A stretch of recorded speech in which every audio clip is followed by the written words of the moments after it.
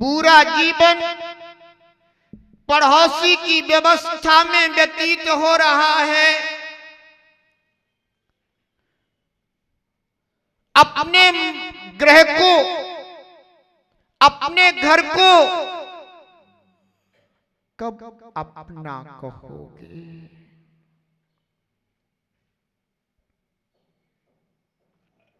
अपना घर छोड़ कहीं और न जाया जाए।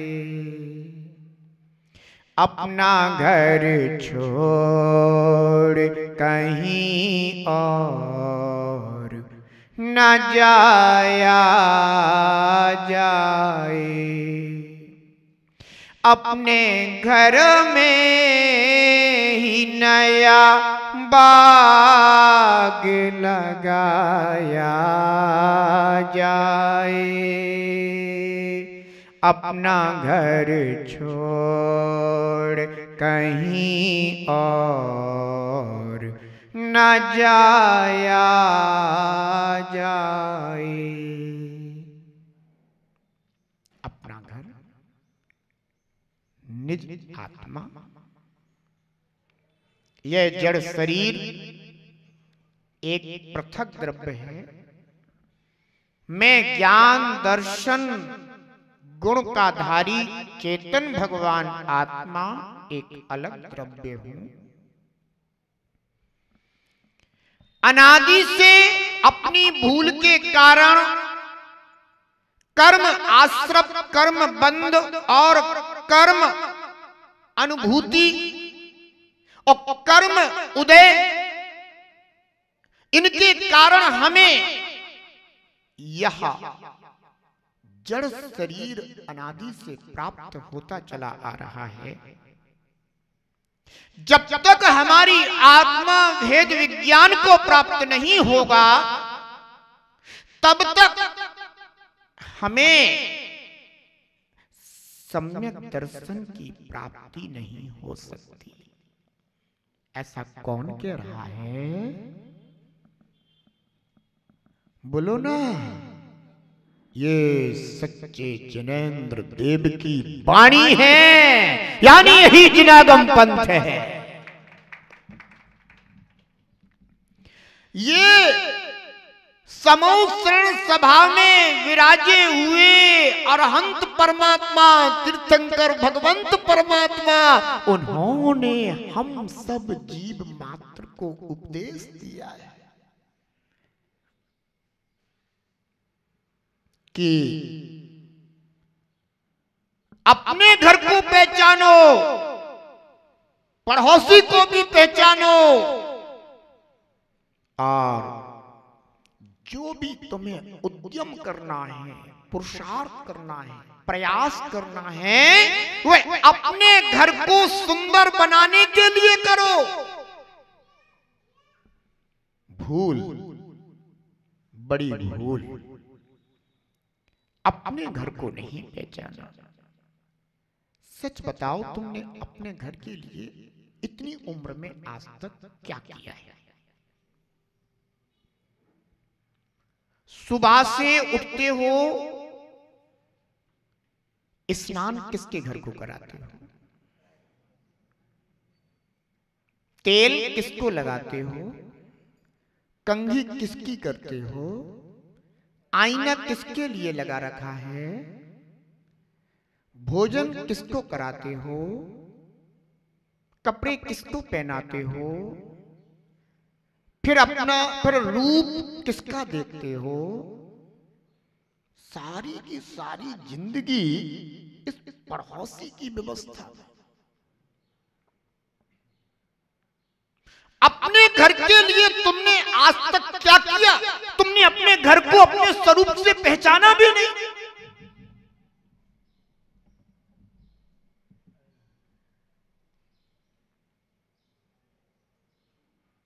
तुम ये सोचते हो कि हम मंदिर में भगवान के पास जाकर के नमोस्तु कराएंगे तो हमारा धर्म हो गया।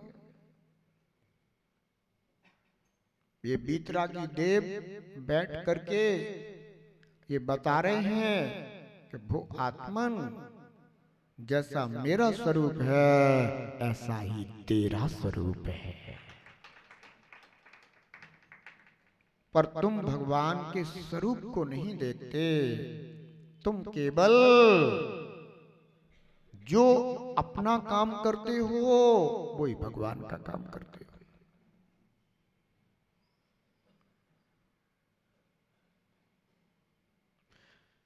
वे कार्य जरूरी है, तुम्हारा भी कार्य जरूरी है, प्रभु का भी कार्य जरूरी है, पर उसके साथ साथ अपने स्वरूप का ज्ञान भी जरूरी है,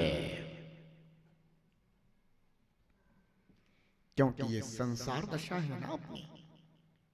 अगर आप इस पड़ोसी को स्नान नहीं कराओगे तो आप मंदिर आने के योग्य नहीं हो, और अगर आप मंदिर आने के योग्य हो गए तो अगर आप प्रभु को अभिषेक नहीं कराओगे, प्रभु की आराधना नहीं करोगे, तो आपको इतना पुण्य नहीं मिलेगा जिससे कि आप अपने आत्मा को जानकर मोक्ष मार्ग को समझ सके, प्रकट कर सके। क्योंकि मैंने इतना तो आपको बताया है ना कि एक इंद्रिय से लेकर के असंगी पंचेंद्रिय तक की पर्यायें तो मोक्ष मार्ग से दूर ही है, वहां तो कुछ विवेक ही नहीं। तो इतना पुण्य भी चाहिए कि हमें ऐसी पर्याय भी प्राप्त हो कि जिस पर्याय में हम शरीर और आत्मा के भेद विज्ञान को समझ सके। पुण्य नहीं होगा, दुर्गति में जीव चला जाएगा, तो फिर तो समझो कि सभी गड़बड़ हो गया। इसलिए जिनेंद्र आराधना आवश्यक है, शास्त्र आराधना आवश्यक है, गुरु वंदना आराधना आवश्यक है, परंतु किस लिए कर रहे हो ये? जिनेंद्र आराधना, शास्त्र आराधना, गुरु आराधना किस लिए? जिससे हमें भी तो कुछ हमारा हितकारी मार्ग मिले। ध्यान रखो,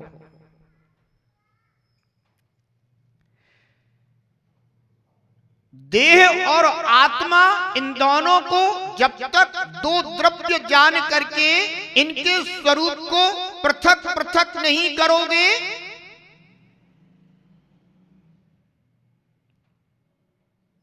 अपने स्वरूप को अपना नहीं मानोगे, पर के स्वरूप को पर नहीं जानोगे, तब तक तुम चाहे सच्चे देव को मानो, चाहे सच्चे शास्त्र को मानो, चाहे सच्चे गुरु को मानो, पर द्रव्यान योग ये कहता है कि अभी सम्यक दर्शन नहीं हुआ,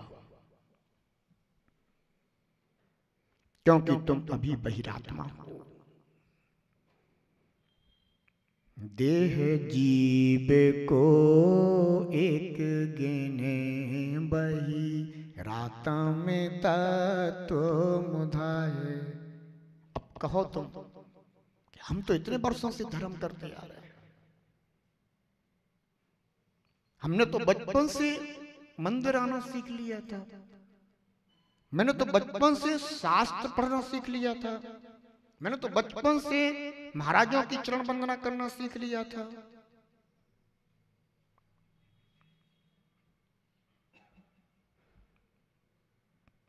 ये तो तुमने अच्छा किया, कम से कम उन निमित्तों की शरण लेना तो सीख लिया कि निमित्तों से हमें मार्ग मिलता है। पर तुमने कुपथ तो नहीं छोड़ा, कुपंथ तो नहीं छोड़ा, राग का मार्ग, द्वेष का मार्ग, क्रोध का मार्ग, मान का मार्ग, माया का मार्ग, लोभ का मार्ग, ये हमारी आत्मा से दूर ले जाने वाले मार्ग हैं। हमने इस मार्ग को कुमार्ग तो नहीं जाना।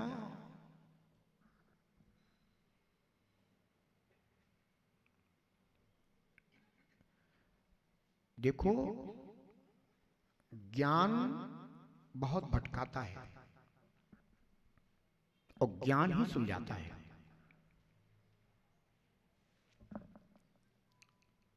जिनवाणी बहुत सुनते हो,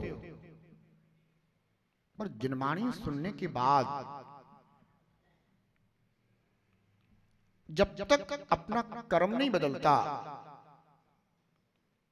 तब तक जिनवाणी का सुनना सार्थक नहीं होता।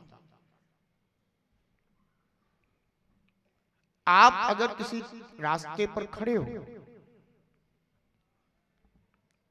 और आपको अगर सही मार्ग का ज्ञान नहीं हुआ है तो आप अज्ञान में हो, भटके हुए हो।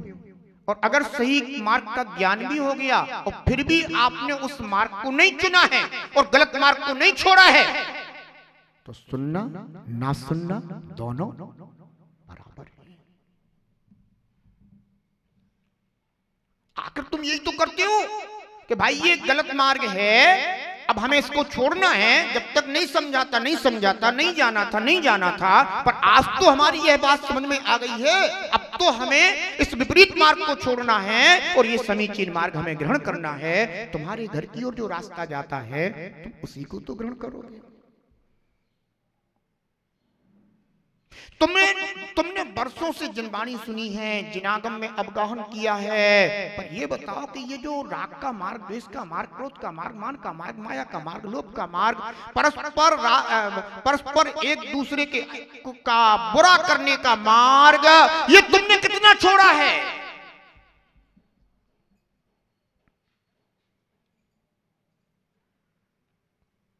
केवल पढ़ लेने से, सुन लेने से और जान लेने से मार्ग नहीं बदल जाता। क्यों धर्म को तीनों प्रमाण से क्यों धर्म बता रहे हैं? एक एक को क्यों नहीं कह दिया कि केवल सम्यक दर्शन कर लो तुम्हारा भला हो जाएगा, सम्यक ज्ञान कर लो तुम्हारा भला हो जाएगा? आखिर प्रमाण से तीनों को एक साथ समुदाय होने पर ही धर्म क्यों कह रहे हैं? इसीलिए कह रहे हैं कि तूने जो श्रद्धान किया है, जो ज्ञान किया है, अब उसको तू श्रद्धान ज्ञान करने के बाद अब गलत को छोड़ और सम्यक को ग्रहण कर, तो तेरा ज्ञान करना सार्थक होगा, धर्म कहलाएगा।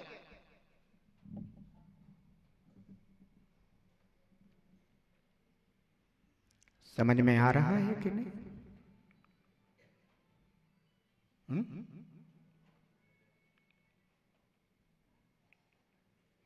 मीठा बहुत मीठा होता है, मीठा बहुत मीठा होता है, पर डायबिटीज हो तो जहर होता है।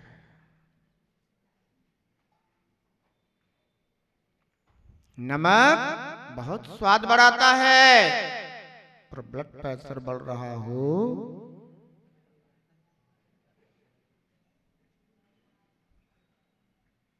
इसलिए ध्यान रखना। मैंने समझ लिया कि मीठा डायबिटीज में प्रॉब्लम करता है, पर खाऊंगा वही, तो खाएगा तो मरेगा भी तू। डॉक्टर तुम्हें रास्ता दिखा सकता है, तुम्हें विवेकी बनने के लिए कह सकता है और त्याग करने का तुम्हें सुझाव दे सकता है।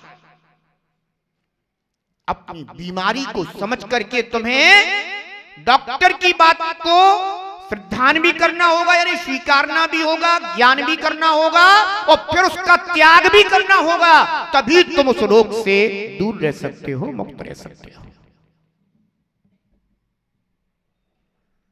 इसलिए ध्यान रखना, आचार्य पद्मनंदी स्वामी ने जो यहां पर उपासक संस्कार में धर्म का स्वरूप बताया है, वो उन्होंने कहा कि प्रमाण से निश्चित यह धर्म ही मोक्ष का मार्ग है। प्रमाण से यानी जो धर्म को सर्वदेश से ग्रहण करना है, एक देश रूप नहीं।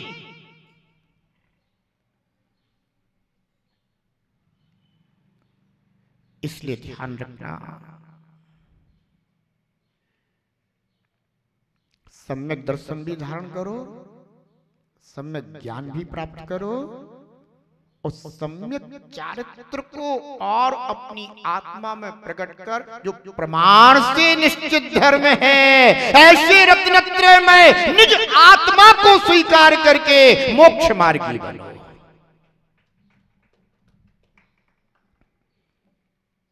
तीनों के माध्यम से अपने आत्मा को जाना जा रहा था। अब उन तीनों के माध्यम से यानी सम्यक दर्शन, सम्यक ज्ञान, सम्यक चारित्र, मैं निज भगवान आत्मा निःशुद्ध आत्मा को जानकर उसका आश्रय करोगे तो द्रव्यान योग कहता है कि धर्म होता है।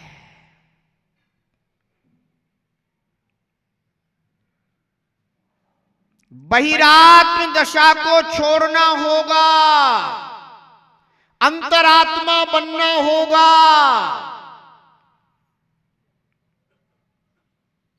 यद्यपि जो अंतरात्मा होता है उसे सच्चे देव शास्त्र गुरु का भी सिद्धांत होता है, वह 25 मल दोषों से रहित निर्मल सम्यक दर्शन को धारण करने वाला होता है। उसके साथ साथ शरीर और आत्मा का भेद विज्ञान भी उसके अंतरंग में होता है। समझ गए ना? द्रव्यान योग की अपेक्षा से ये भेद विज्ञान जरूरी है। और यहां पर जो जीव और शरीर इनका जो भेद विज्ञान करा दिया, तो अब ये समझ लीजिएगा कि जितना भी आपके लिए अपना अपना दिख रहा है, उस संपूर्ण का संबंध आपके शरीर से।